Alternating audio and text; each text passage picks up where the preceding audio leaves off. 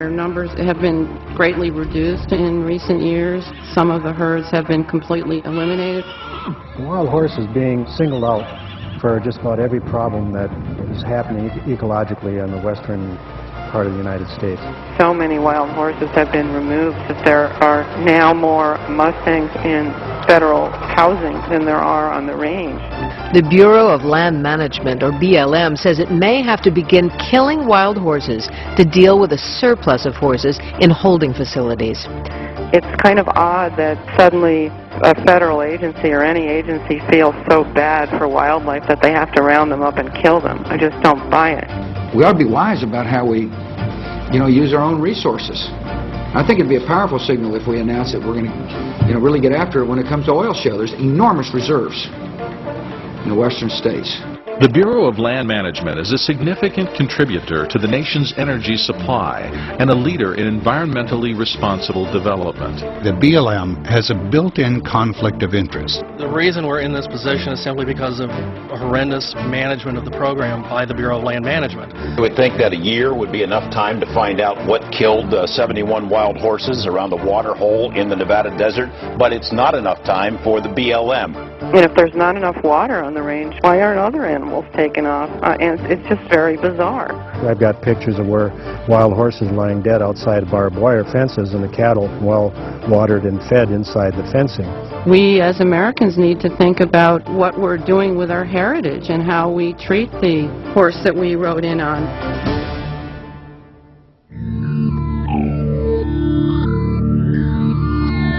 The wild horse and Mustang are the symbol of American spirit. Where are they going? What's happening? Is it a disappearing piece of our national heritage? BLM captures about 10 to 12,000 horses a year, about half of them in Nevada alone. Not enough, according to ranchers who graze cows on the same public land used by wild horses. There's approximately 8 million cattle on public lands compared to 20,000 horses. It's difficult to believe that these public lands can support that many cows, but there's a problem in 20,000 some horses. It just doesn't make sense. Cows are not removed when there's during times of drought, and they're certainly not wildlife, but they're the animals that people say wild horses are stealing food from.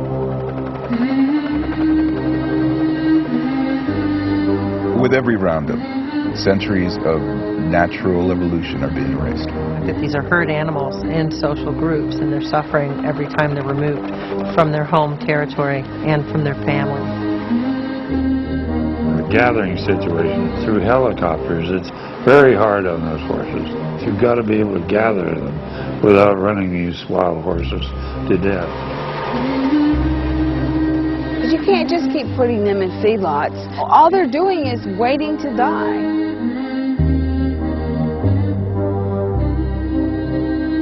In 1971, the Wild Free-Roaming Horse and Burro Act was passed to protect these creatures from further exploitation.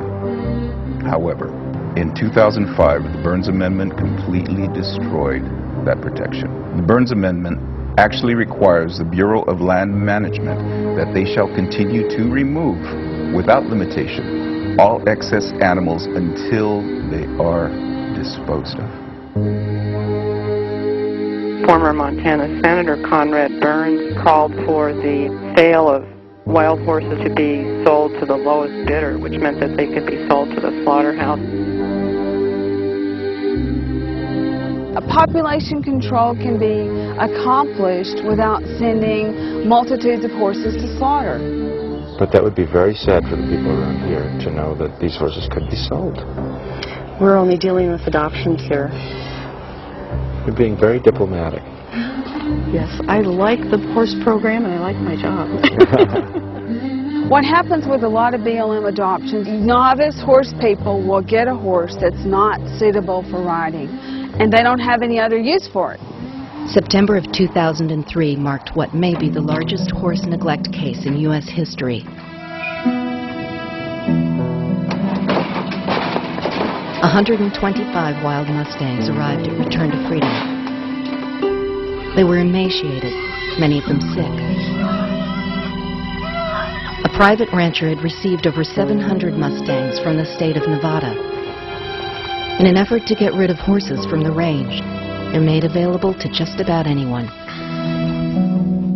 The system is broken. They're not managing it properly. And, you know, sadly, in the last 10 years, it's gotten even worse. It costs the government $1,500 to gather one wild horse.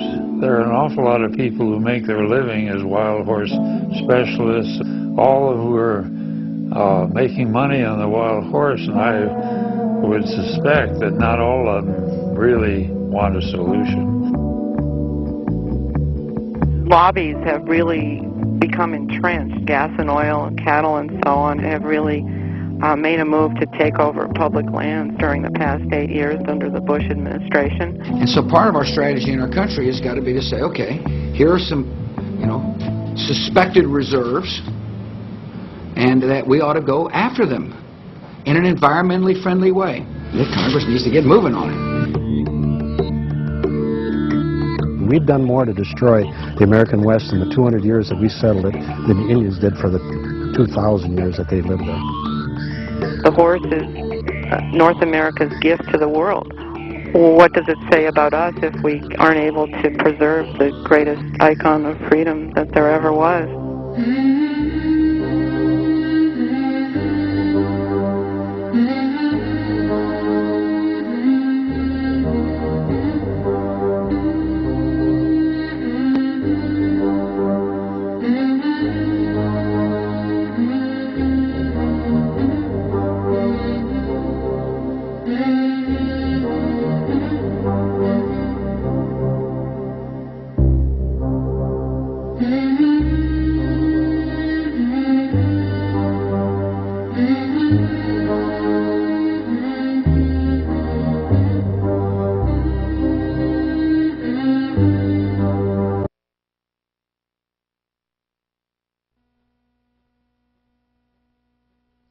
Good morning, ladies and gentlemen, members of the press, our esteemed panel, wild horse advocates everywhere thanks to streaming going on, and also to our fellow tax-paying Americans.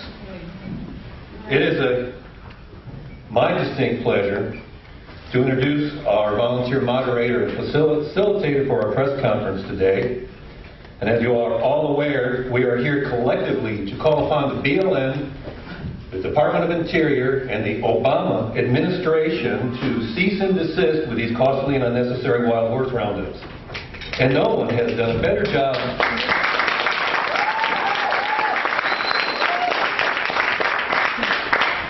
And no one has done a better job of putting a face and a personal name on the American wild horses than our moderator. 16 years ago this month, a true pioneer woman has been living with and observing the wild horse families of the Arrowhead Mountains in Montana and sharing her experiences with the world via 3 Emmy Award PBS documentaries. I am proud to introduce the ever-attentive godmother of Cloud, the wild stallion of the Rockies, and my personal friend, Ginger Kathryns. Thank you.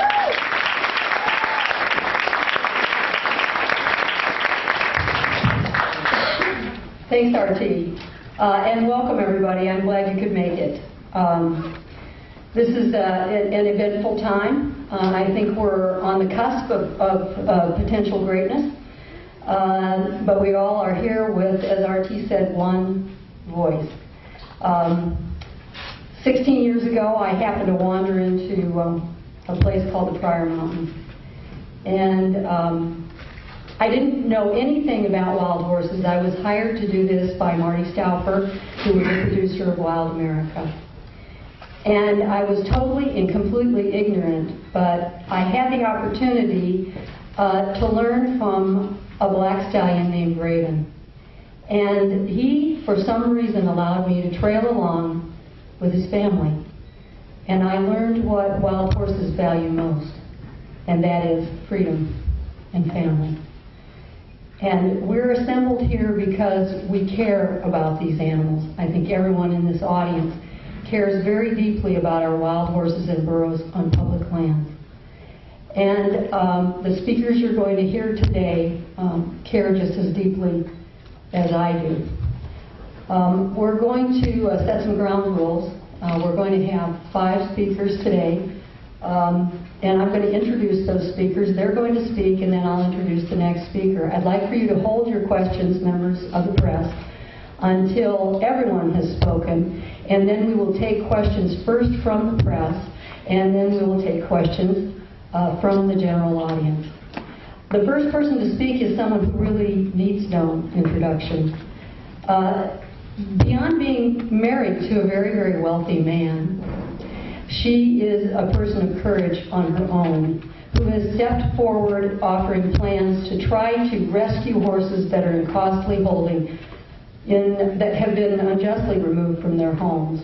And her name is Madeleine Pickens, and I present her to you now.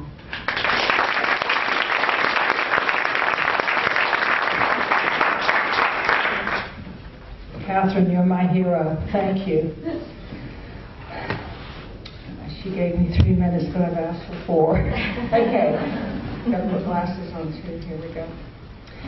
We're delighted by the BLM's commitment to a new direction for the management of America's wild horses and burros. The initiative could not come at a more opportune and critical time. Last November, Americans spoke at the ballot box, stating clearly that their tolerance for wasteful government spending has come to an end. It is no longer acceptable to remove mustangs from public lands to make room for private livestock grazing, and then send taxpayers the bill for the roundups and for the subsidies that public land ranchers enjoy. It is no longer acceptable to offer long-term holding as a long-term solution and send taxpayers the bill for lucrative contracts with private ranchers in the Midwest to house mustangs removed from the public lands in the West. Keeping wild horses free on the range where they require no funding for room and board is just common sense. I appreciate Bob Abbey's leadership in finding a more rational approach, and I look forward to meeting with him toward that goal. The proposed strategy offers a small step forward, but more than words will be required to achieve real reform. I am troubled by the fact that under the new strategy, 32,800 more mustangs will be removed from the range over the next 4 years, boosting the holding population to more than 51,000. This perpetuates the same failed approach that's gotten us nowhere today. Why keep talking about reform when change can be implemented now? Let's bring the number of horses removed in line with adoption demand, not 5 or 10 years from now, but now, and increase the numbers of mares inoculated with fertility control to a level that will actually make a difference in reproductive rates. We must also take a critical look at the foundation of this program. Appropriate management level, or AML. You can't build a house on a shaky foundation, yet that's what this program is trying to do. The quest to attain AML continues, even though these appropriate management levels are neither appropriate nor scientifically based. And we look to reinstating, to the extent possible, the 21 million acres of wild horse habitat that has been zeroed out over the past 4 decades. After 4 decades of controversy, it's time to fix this problem once and for all. I stand before you with resources and commitment to get this job done. My nonprofit, Saving America's Mustangs Foundation, has a pilot program ready to go on the 2 ranches in northern Nevada that I purchased last year. We will take 1,000 horses out of short-term holding where they are costing taxpayers $2,500 per year per horse. And we will house them at $475 per year per horse. That's a cost saving of more than $2 million just for the first year of the pilot program. I'm committed to purchasing more land in the future so that at some point we will be able to take the entire 12,000 currently in short-term holding. Only then can we truly say we have solved this part of the problem. This is not a problem that can be passed along to well-meaning charities or private parties without government support. We all know of sanctuaries that have been started with the best intentions but found themselves in dire financial straits due to unforeseen circumstances like illness or a bad economy. We also know of too many wild horse adoptions gone bad, and Mustangs ending up on the open market, eventually making their way to slaughter plants in Mexico and Canada.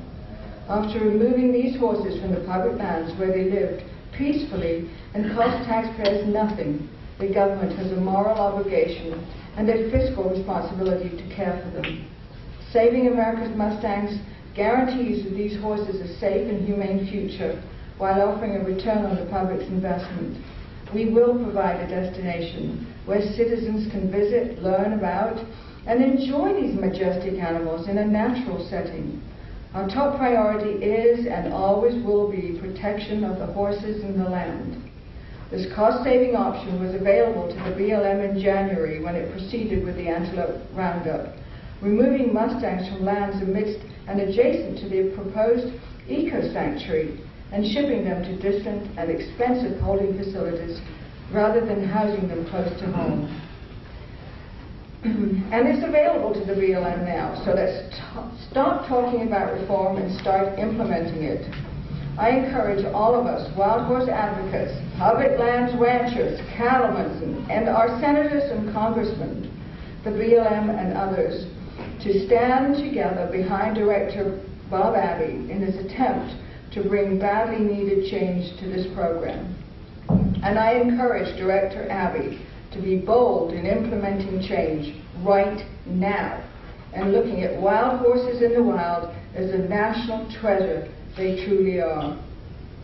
It's time to stop talking about this problem and start doing something, beginning with a solution that is available right now. No matter how diverse our points of view are, we all agree that the government cannot continue to spend money to remove and warehouse wild horses any longer. Let's work to put our collective energy and resources together to lobby for the legislative and policy changes necessary to support Bob Abbey and get this job done.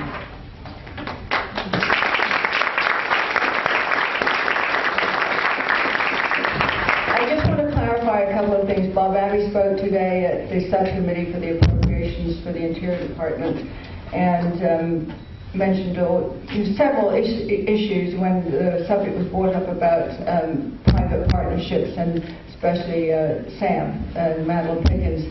And one of the things he mentioned was that they had not received a plan from us, a proposal. We put in 2 proposals, and you know, you can keep proposing something and there'll always be somebody putting a stumbling block or a what if and a what if. You know what? What if a meteorite landed on this earth? You know, what if it lands in New York? What if it lands in Phoenix? What if it lands in Utah or Nevada? We don't know. And you cannot put a paper together that covers everything. So I encourage them to just try to get on a page with us and try to make this work.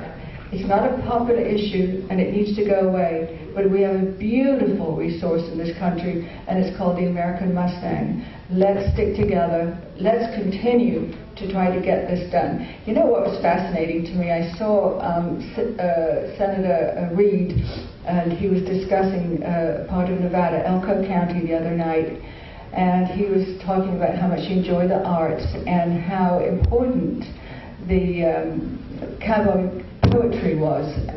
But it's costing money to the taxpayers, and I don't think the taxpayers want to pay it anymore.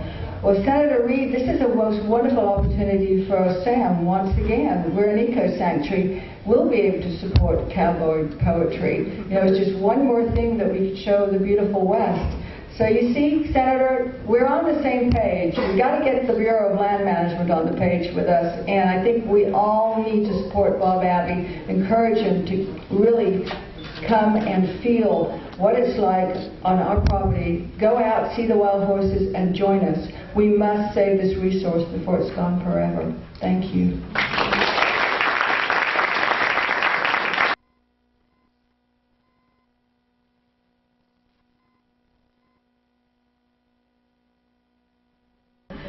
I failed to recognize some of the people in the audience, but you know, every one of you is so important that I can't, I would take all the time doing that.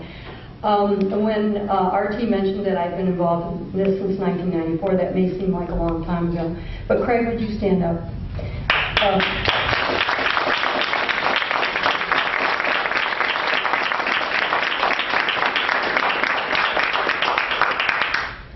Nearly all of Craig's adult life has been involved in the preservation of wild horses and burros on our public lands.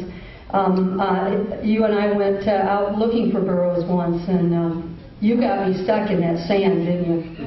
Yeah. But there are other groups that are represented, ASPCA, AWHPC, and others that I'm not mentioning, and forgive me for forgetting. The next speaker is a friend of mine. In 2009, in September of 2009, the BLM decided that they were going to have a massive roundup in the Prairie Mountains. And we said, no, you're not. And they said, yes, we are. And they proceeded. And it was quite a show of law enforcement strength at this roundup. And the BLM was particularly combative with those of us who were simply there trying to stand up for the wild horses.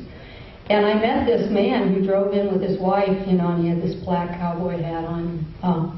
And he said his name was R.T. Finch. And during the course of that roundup, I got to know this fellow. And I got to trust this fellow. And I got to rely on this fellow because I really felt like I don't want to say my life was in danger, but I did feel like that sometimes. And so having RT there gave me the strength to carry on, and I'll be forever grateful to him. He's a fabulous writer. He wrote Straight from the Horse's Heart. If you haven't read that, it's just a wonderful book. And he has a wonderful blog, and he just has such a skill with writing. And so here's RT.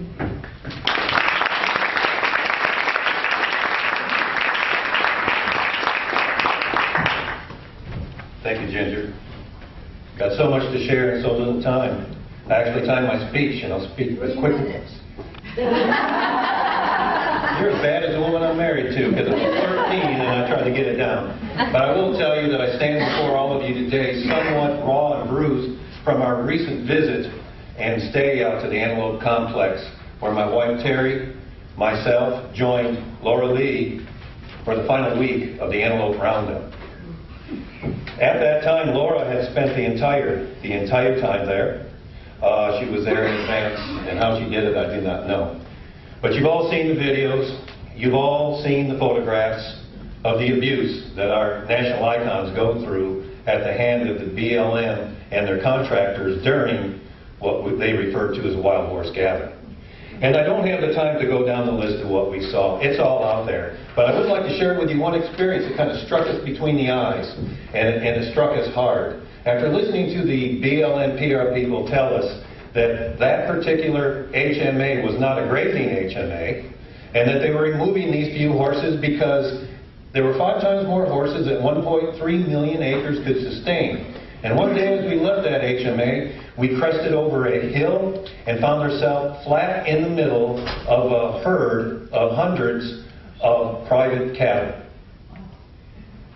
I have nothing against cattle, and I have nothing against ranchers at all, because I come from Texas, and all my neighbors are ranchers, but the difference is they pay taxes, they take care and maintain their property, and it's not public land, it's their private land. And as we worked our way through that herd and got to the very back, there was a woman in the truck that was helping to drive the herd along with the horseback wranglers, and she stopped us.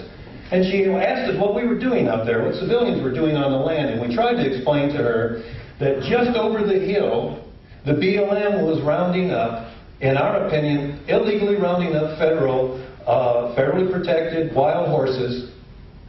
And she stopped me mid-sentences and said, good, and put the truck in gear. I reached over for the gear shift on that car to put it in reverse, and that woman stopped me and said, wrong place, wrong time, outnumbered, outgunned.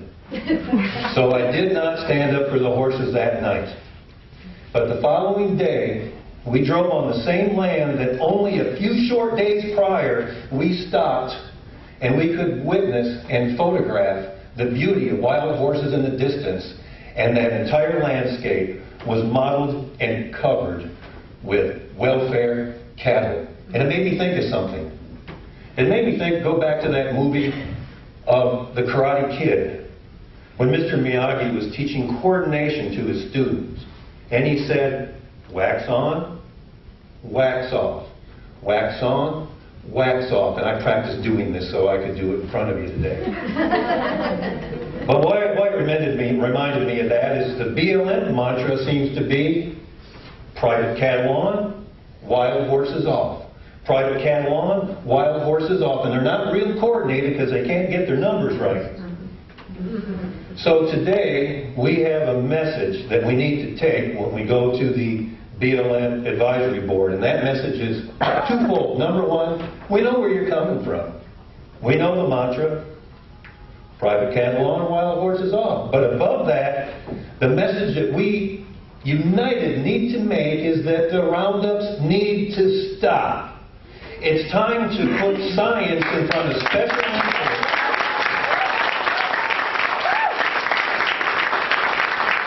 And we as tax-paying Americans need to pull the plug on the wild horse harvesting machine, and we need to do it now. In the name of God, in the name of this country, these roundups need to stop. Yeah.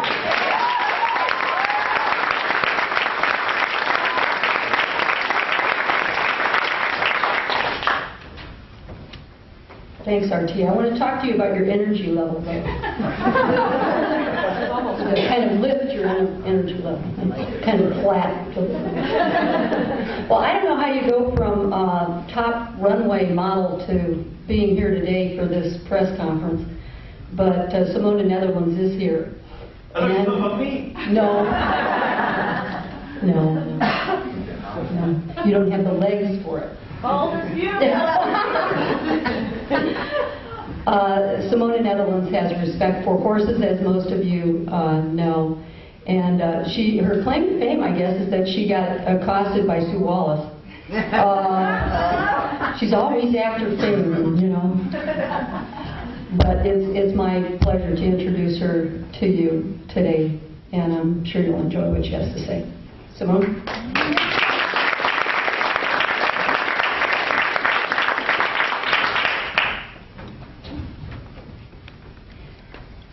So this is an issue of major concern to every single American, to every single taxpayer, because these are our public lands. And it is not just our wild horses that are the victim of our federal government. We should be concerned with our environment on our public lands. We should be concerned with our water supplies, our wildlife. Literally everything takes a back seat to mining interests, to cattle interests, to gas pipelines. And if we don't stand up and do something and let our government know that our public lands are important to us as they are, as pristine wildernesses, and not to sell them off to the highest bidder, they are going to be turned into giant, filthy cattle farms scattered with gas pipelines and giant mining pits. That's why we're all here today. None of us stand to gain anything from standing up for the defenseless. And we have all been there. The BLM has a great PR firm whose job it is to make the American public think that they're honest-to-goodness heroes, saving wild horses from starvation and dehydration, saving the range from deterioration, adopting the wild horses out. Well, we're here to tell you that we have been keeping an eye on them for decades. Okay, we have people here who have literally documented what has been going on for decades and decades. We have all been at the roundups. We have seen the cruelty. We have seen how they run pregnant mares for miles and miles over rocky terrain in literally sub-zero temperatures until they drop to the floor or until they spontaneously abort their babies. We've been there, we've documented, and we're here to tell you that it is not true. We're here to tell you that the program is deceptive, it's defective, it's unsustainable, and we need to all stand up and say, stop the roundups now. They are concerned with less than 20,000 wild horses left on our public lands. Really?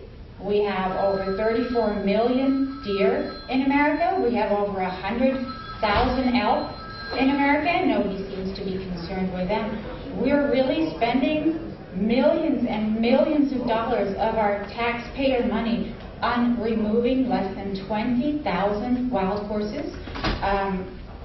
We're here to tell you enough is enough.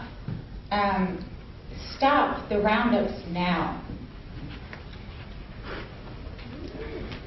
Sorry, one more thing. Mr. President Obama, shame on you for letting this go on your watch. All you would have to do is ask your dear friend Ken Salazar to stop the roundups until we can get an independent, accurate confirmation and count of how many wild horses we have left. We don't even know. So why are these roundups continuing? Cruel, cruel roundups at the expense of our taxpayer dollars. This is our message. Stop the roundups now.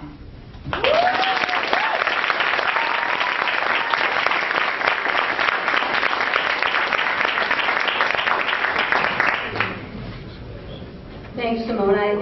To just add on to a little bit of what you said, when the Wild Horse and Burro Act was passed in 1971, 336 areas were identified where wild horses were and burros were allowed to roam. And there's fewer than 186 areas now. So that's how much of a loss, and I think it's 24 million acres, not 21 million acres, and Craig believes it's 56 million acres that have been taken away from the program. Back when the first census was done in the early 1970s, there were over 5,200 burros that were counted. Today there are fewer than 2,000. I wanted to point that out since we are in Arizona, the home of the American burro.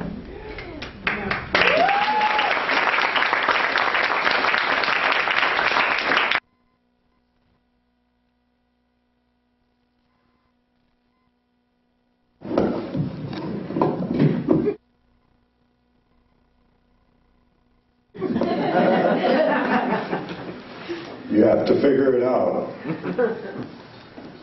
Humanity is in deep trouble. We've been in our situation as people standing up for about 400,000 years. We reached 2.5 billion people after 400,000 years in 1950. We've more than doubled since 1950. We have moved further and further and further away from the planet we live on. We have made incredible number of things, planes, cars, all kinds of electricity, everything like that. We have built ourselves up out of caves, but we have moved so far that the balance with the planet we live on is not really there anymore. We're human beings, but despite the fact that we have removed ourselves from life on this earth, we are a part of it. We sleep and wake. We eat and drink. We pee and poop.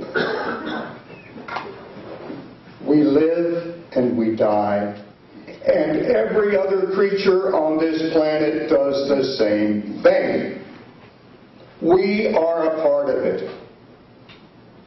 And the other creatures on this planet are a part of it too. Do we have to be involved with everybody? No. Do we have to give some feeling that every creature on this planet deserves to stay here? Absolutely. They are a part of this world. If we don't connect with them again, forget it. Wild horses and burros I've been working on them for more than 20 years. The fact of the matter is, our government, the people we elect, they're not necessarily, the majority is not necessarily bad people, but they are corrupt. The United States government doesn't tell us the truth. And it doesn't focus on anything but money. The Bureau of Land Management, I've known for over 20 years. They have never, ever, ever told the truth to me about anything they have done. The only ones that ever told the truth to me were people who whispered to me in the middle of nowhere with no one around, saying, I can't believe what everybody's been doing. I don't know what to do. I've got to get out of here. And because I'm afraid if I say something, somebody might kill me. That's how bad it is. The only thing that we can do is to come together in a big, big way. And the only way that the wild horses and burros in America will ever continue to exist is if it is stopped immediately.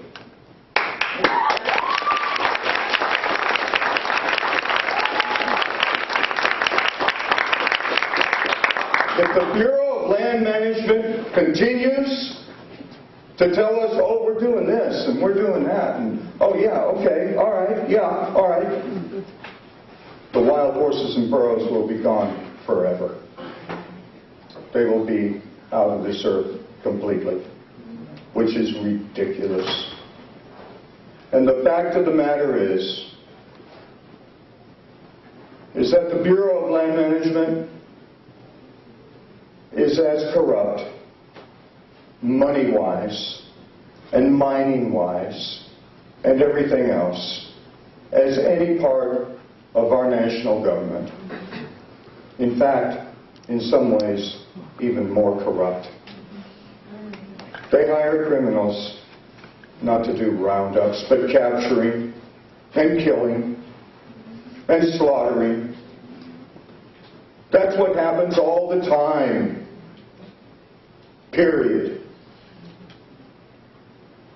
The only way that we will be able to proceed to keep America in some kind of balance is if we start to do something in America.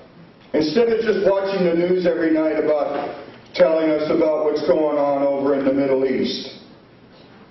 Oh, the poor people, and oh, the corrupt governments. Well, what about America? Are we going to do anything about the country that we live in? We better.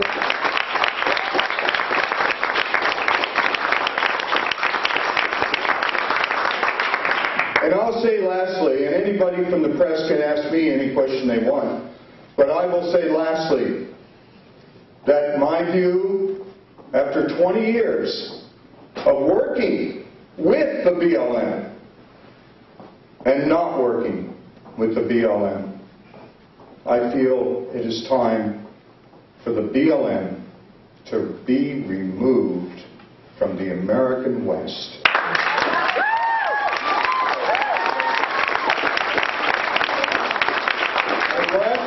I will say that the first thing that can be done to remove the BLM from the American West is to do what I'm doing with the international funding of wild horses and burros. We are filing impeachment against the director of the BLM. Period.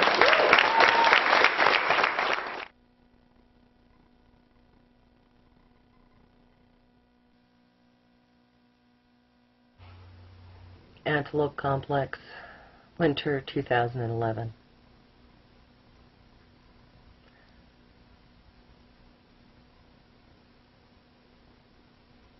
Near the end of the roundup, observers, including myself, photographed pregnant mares. The number of pregnant mares coming in was considerable. One of the reasons BLM is supposed to shut down a roundup is an abundance of pregnant mares. On February 21st, the public, armed with the appropriate, accurate information, addressed this issue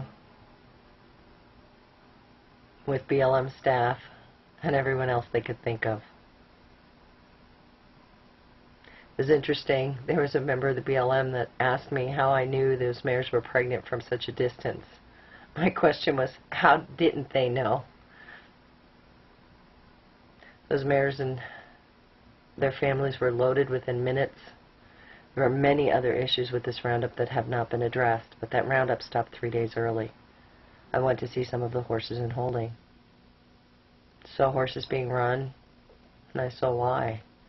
There's a new baby in there being separated out to go to the mare and foal pen. This particular mare and foal I haven't seen since. A horse slipped and fell. I stayed and watched. She finally lifted her head, a little bewildered,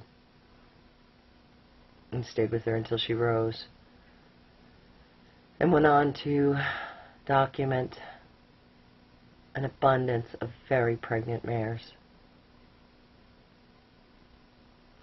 The roundup was called off 3 days early. But what this information also tells us is that foaling season must be addressed. That the current foaling season BLM follows is paper, not actuality. These horses should not be run in January and February, and they should not be run in July.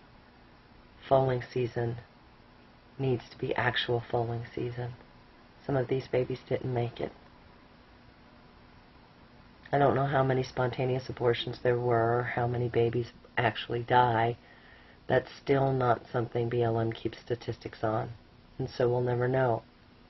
That's something else the public needs to ask for, is that those statistics be kept. That a life before it reaches 5 months old still matters to us, and we want to know what happens to them. I will continue to document these horses, continue to bring you the information that I can, and do my best to get more people in the field. Because through information, accurate,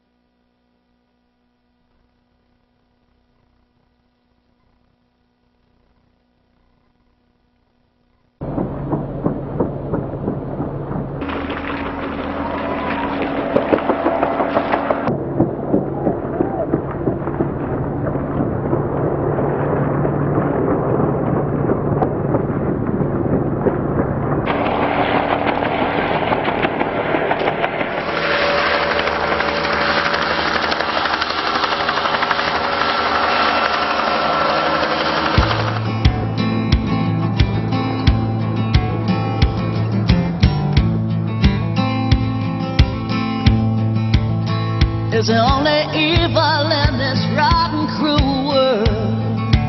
I see hurt and pain, and I don't know where to turn.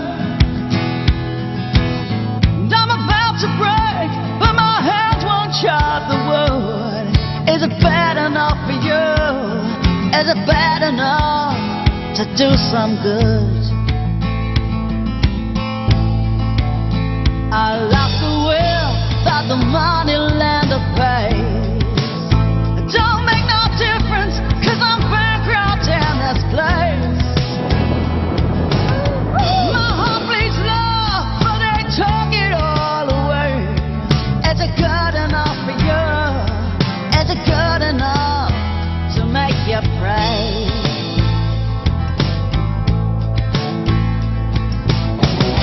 Rich man, poor man, broken, bullet in the heart, man, nothing's worth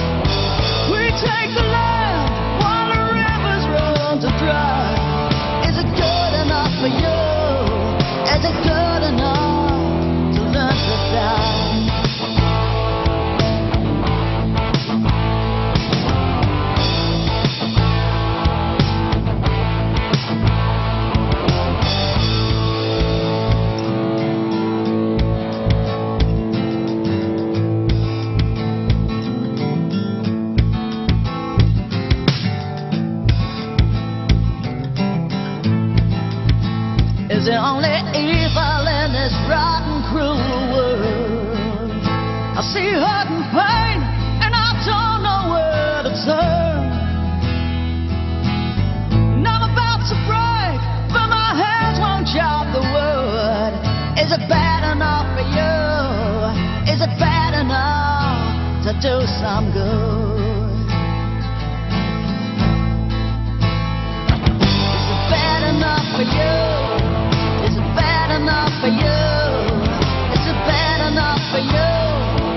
Is it bad enough for you? Is it bad enough? Is it bad enough? Is it bad enough for you? Oh, is it bad enough for you? Is it bad enough for you? Is it bad enough for you? Is it bad enough for you? Is it bad enough? Is it bad enough for you?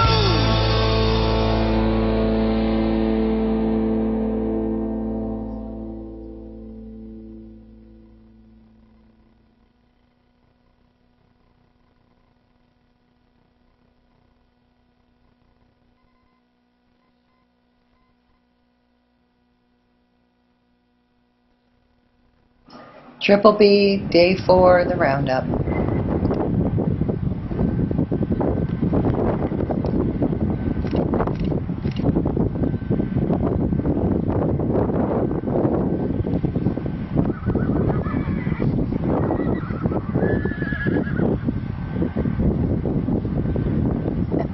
As long as you're listening. He's through the flakes of hay. He's through, see, you've got, just because all we can see are the dry mares on the side. So he threw 2 little flakes and a smudge over on one side of the fence. He didn't come over and throw some over here, over here, whatever. I just wanted to take you back for a minute, back to But he's put it all there. So these holding horses over here are going to have to be on day 3, so that you can see that the concerns are addressed. I point out issues with water, point out issues with the way the contractor is throwing the feed out there. I want you to know that when I'm out there, I'm involved in discussion, and I do express what I feel. There's no reason I can't. I follow every rule. But, you know, this is America, and I am entitled to express myself, particularly when I see my tax dollars, our tax dollars, being spent in a multi-million-dollar program that operates in a manner that a 10-year-old can point out the problems, that operates in a manner where excuses are made. Like a child that's told to clean its room, shoves everything under the bed, and you walk in and they say, I clean my room. That's what it feels like dealing with this agency. I want you all to know that I have expressed, I do point out, and I do express my displeasure with specific individuals. When I saw Alan Shepard here at this roundup, my heart sank. Before we got there, they had drank it down and then dumped it out, the whole thing out. There was no water in there when it dumped. Well, no, I mean, like, Yeah, you know, I mean, Heather, Alan can say a lot of things. Alan perjured himself in court, all right? So I don't believe a word Alan says, all right? The question he was asked was, are there cows, are there fences in the Wahi? Is there water? And Alan answered, no. And then the admission from your own agency right after that was, well, Alan was talking about a teeny tiny piece. So what he did was he gave the court a completely false impression. And that was not the question he was asked. So, you know, there's a lot of people in this agency I have respect for and that will discuss, you know, things that are difficult. Alan's not one of them. You shared with Alan my concerns about the water? We did. And that Alan said that they had drained it, and that's why it was dry? Right. Okay. Well, what I want you to do at tonight's briefing is, number 1, ask Alan what his position is and how long he's held that position in this state. And then number 2, say, this isn't rocket science, Alan. You've got more than 20 horses in there, more than 10 horses in there, 15 gallons a day. Get another tub in there. It shouldn't take a member of the public, every roundup that this contractor does, to remind the staff of how much water a horse drinks. It's like stupid stuff.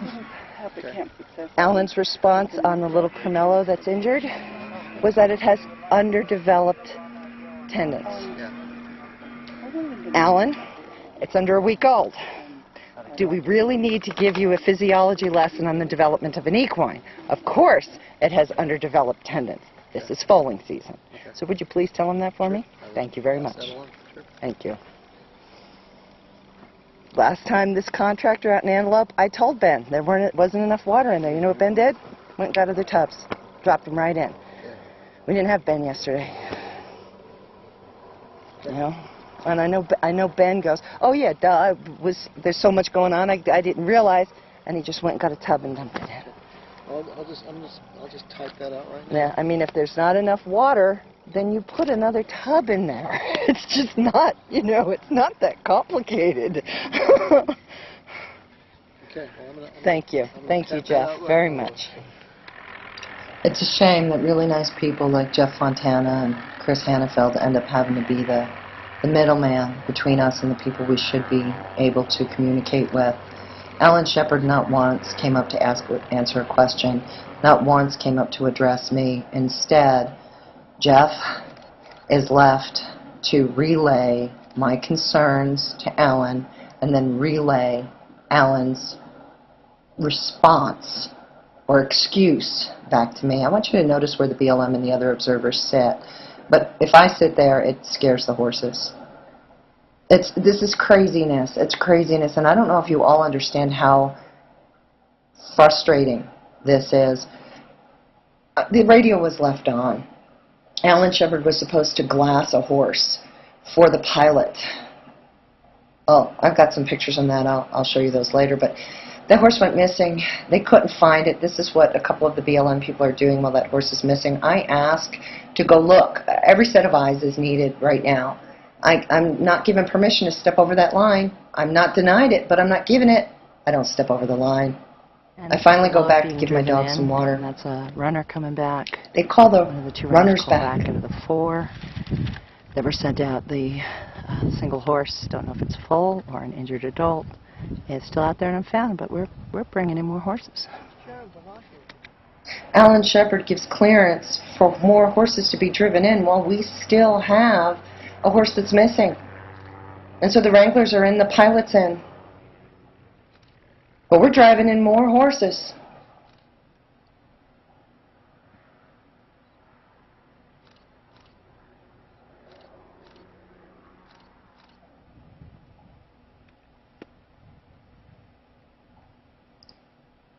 I tell them I'm not leaving. I'm not leaving until that horse is found.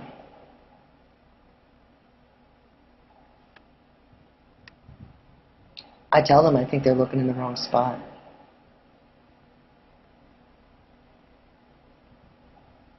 Look at the heat rising. There's little debates about, you know, the thermometer that people have, and for some reason the BLM's thermometers are consistently 4 to 8 degrees lower than the one I carry. But in the wintertime, their thermometer is consistently higher. You know, I don't get that.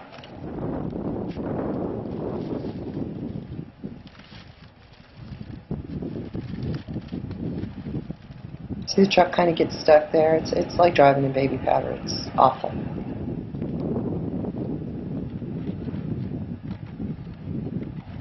And I think they're traveling the road, because that's where the riders came from.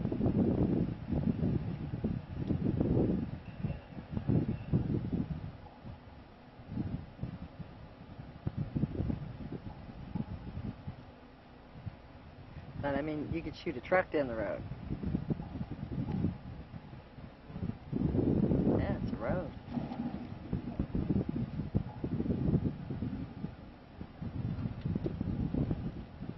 It's hot. Might go run the air for Elvis a little bit. They're notified that I'm not leaving until that horse is found, and I call Heather down and I let them know that I put it out there for people to know what's going on. The 4-month-old back and put it, pair it up with. Son of a gun. Yeah, exactly. Miraculous. And so they're gonna do that now over in Holding. Yeah. I want you to look at the trailer going out. And so they just left the stud. Obviously, they're not going to have the stud on there. That's right.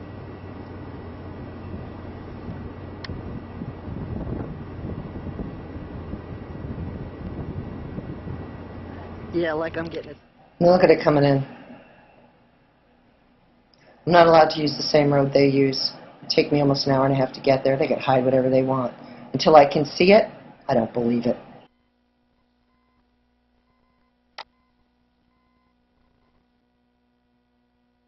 Raw footage from August 4th, Triple B. A band gets split. 4 members get chased behind a hill. 2 come back out. One of them is a gray, and that gets driven in alone. The other is a baby.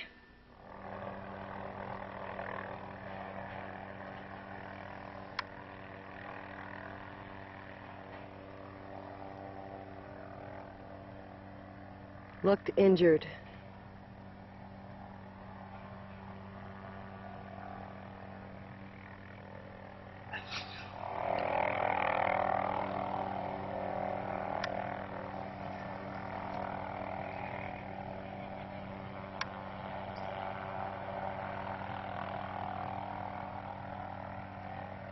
Yeah, we have an injury.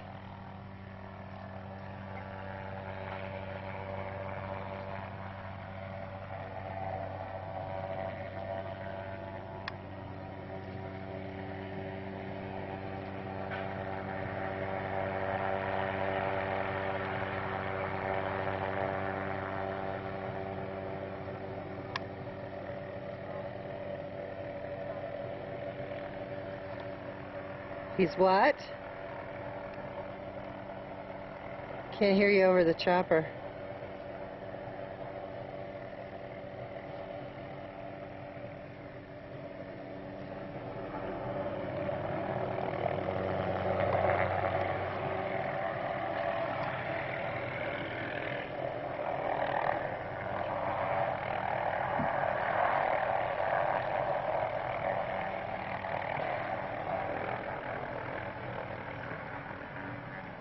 Jesus Christ.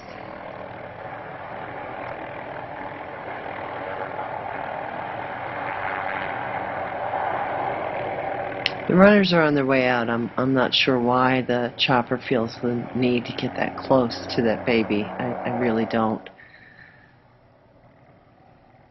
The runners go out, they rope them.